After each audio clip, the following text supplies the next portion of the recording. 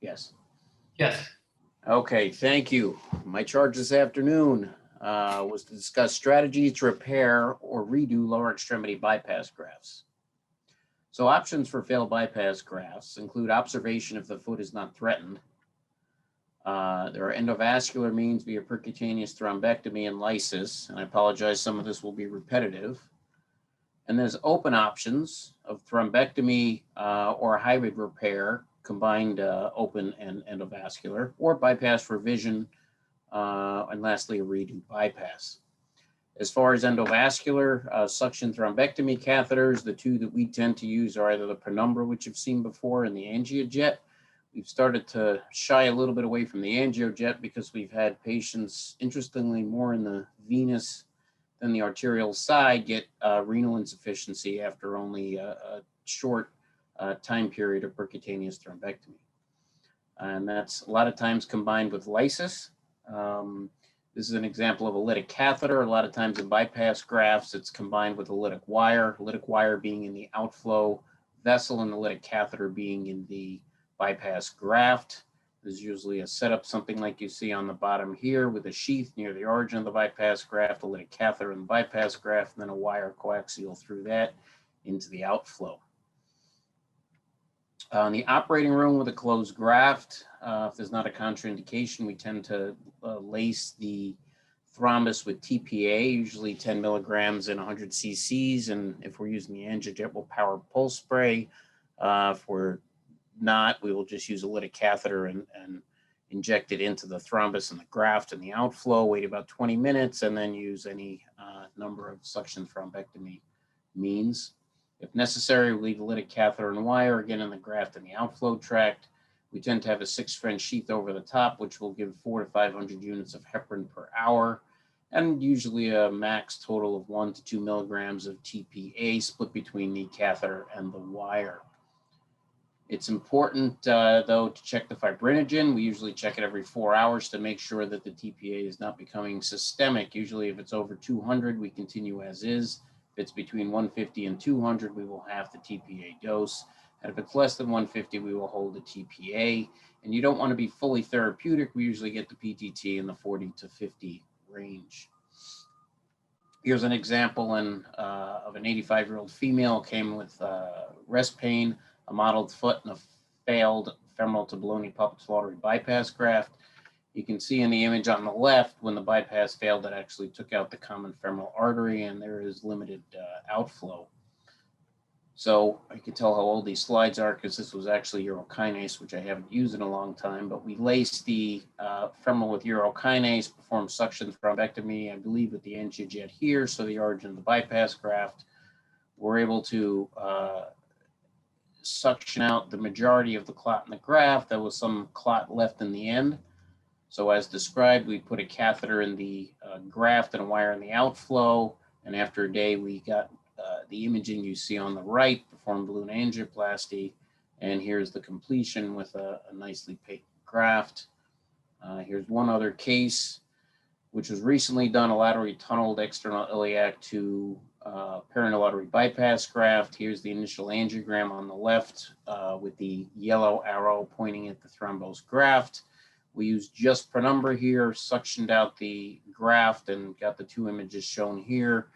We then put the catheter, long lytic catheter in the bypass graft, a wire again in the outflow tract, and after 24 hours of lysis, he was able to be opened up and the bypass stayed open. We do sometimes have to use an open approach, usually combined with some interventional techniques. We tend to do that when the graft has been closed for more than 2 weeks. When there's prolonged ischemia and you don't have enough time to let the patient lyse overnight, you need a quick revascularization. Or when there's this resilient distal plug, I'm going to show you a hybrid technique. And if nobody's used this catheter, it is a very nice adjunct. The old teaching was always dissect down on the distal anastomosis for a closed graft. And I thank Frank Veith for these diagrams. Where you'd cut down on the distal anastomosis, perform a thrombectomy of the graft in the outflow, fix what you needed to, which was usually patching the distal portion of the distal anastomosis. If there were a lesion, you could always extend that bypass distally, as is shown in the diagram here. However, redo explanation of bypass grafts tend to be a difficult dissection because there is a lot of scarring. There's an increased risk of graft infection with a redo dissection, and it does usually require general anesthesia. These people are old, and sometimes that can take a hit on them. So we tend to try to use this hybrid technique, which is a combination of open surgical and endovascular techniques. It can give a fairly rapid revascularization. That special catheter I'm going to show you deals with that distal fibrous plug. It can be performed and usually is under local anesthesia, avoids the difficult dissection, and decreases the risk of infection.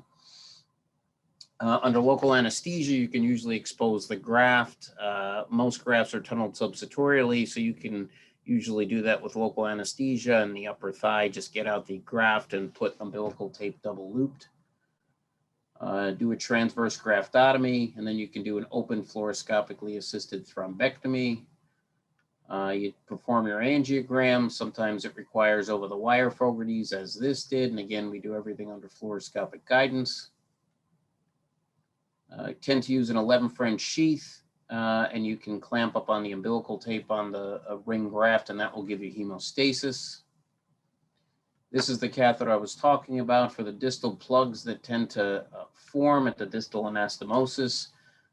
You can, under fluoroscopic guidance and roadmap, put this rubber portion into the outflow vessel, and then when you pull that little black lever, as you focus on the picture on the left and right, it will collapse that metal, and you can actually then strip the lining that's stuck on there, platelet and intimal hyperplasia, that will come out with this catheter, and you'll see it on the catheter. So here's an example with that was already done. There's a stenosis at the distal, perform the balloon angioplasty interventionally, and the outflow looked good. Here's one other case where we use that catheter, this distal plug, no matter how many passes of regular Fogarty, we could not get it out. That's that catheter under fluoroscopic guidance. We ballooned, and you see that chunk is able to come out. Here's, I believe, one last case, an 88-year-old. She had a failed fem below-knee popliteal artery. I remember she was actually quite sick, in distress. I think she had an ejection fraction of about 15%. There was a mottled foot. She was very thin, though. We got out the bypass graft in the thigh. Here is the 11 French sheath with the double loop vessel loop for hemostasis, the fluoroscopically assisted thrombectomy, utilizing the over-the-wire Fogarty catheter when you have to, that graft stripper, and this is what came out on that graft stripper. I forgot the actual name of it, and the thrombus, our outflow, and here you can see the closure with Gore-Tex sutures. And I think the case took us probably 45 minutes to an hour. Her foot was pink, she's happy, and I think it's a nice technique and adjunct to use. If you have to do a redo bypass, if none of the interventional techniques work, you do want to avoid scarred areas if possible. That's for dissection and tunneling. If you retunnel through the popliteal and rip the vein, it's not good. Occasionally, I will use the old graft for inflow. You usually can clear out the proximal graft fairly easily.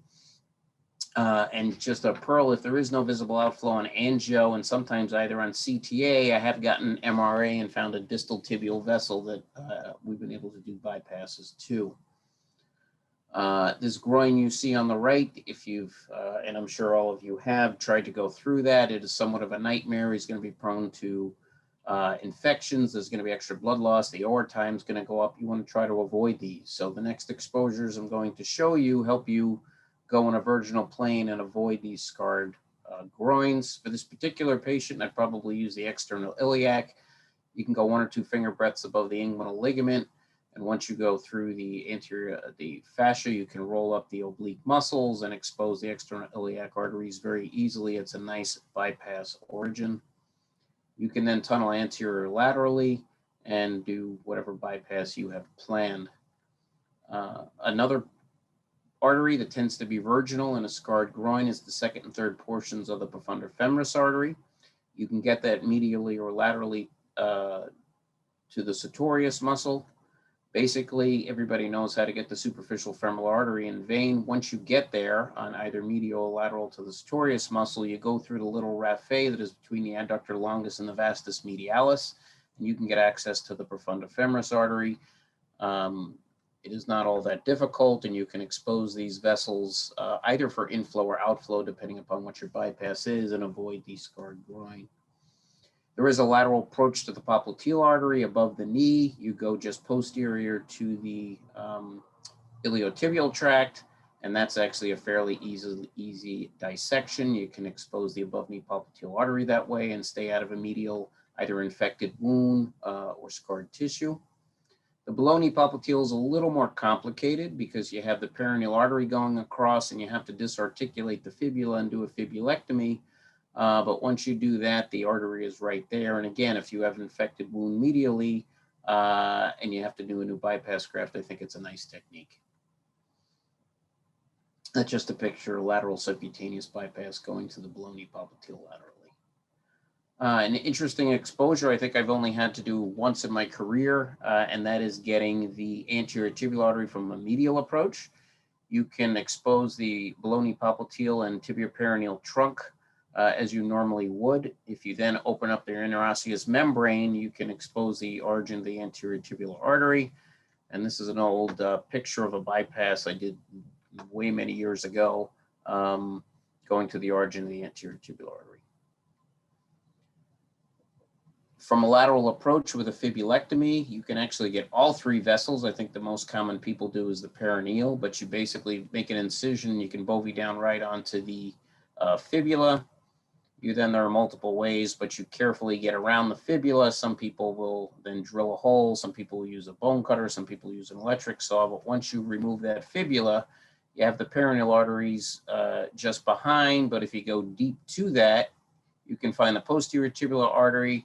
And if you separate these two muscles here, you can actually get right to the anterior tibial. This is just a lateral vein perineal bypass graft. And I thank you for your time.